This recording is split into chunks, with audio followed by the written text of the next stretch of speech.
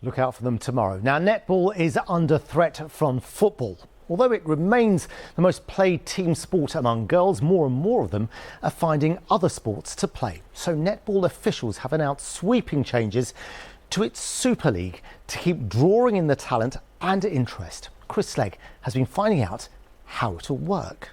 As the players head out onto court, London Pulse just doing a high five. From next year, Netball's Super League wants more nights like this. Big games at big arenas. London Pulse regularly draw 3,000 fans to the Copper Box. So as the division is cut from 10 teams to 8, they've survived. Great news for the players who've helped change the sport's image. Netball's always known as the girly sport, but now we're actually a proper sport where people can come and watch and pay for tickets and see their best players playing on court. So I think it's really important for us to be able to play here and train here. And as a player, when I step out on court, coming through the doors and seeing all the fans here cheering for me, it's actually an amazing feeling. It is a really big step, and I think the netball and NSL together have taken a big risk, but then again, you have to do this type of stuff to see where things can go. Saracens Mavericks will be rebranded as London Mavericks, coming under new ownership as they break away from the rugby club.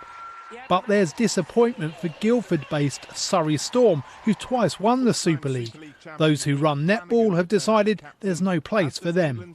One of those big new expected operating standards is having access to an arena. So every team will be expected to deliver 2 games in a big arena.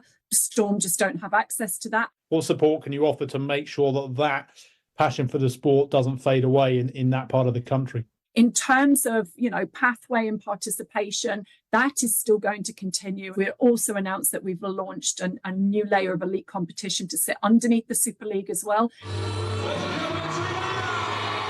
England legend Pamela Cookie feels the sport is on the up. It just brings a whole new dimension that netball really needs, and I think we have the product to be able to deliver. It's now getting it more regularly seen and helping the players to be at their best every single week. The aim is for player salaries to increase by 60% with full professionalisation within a decade. Our players for the first time will get a salary that they can start to look to live off as well. So we'll have that sort of transition from being amateur and having to train in the morning, work all day, train at night, to a sort of transition over the next few years into a genuine career for netballers. Netball's Super League is supercharging. Chris Slegg, BBC London.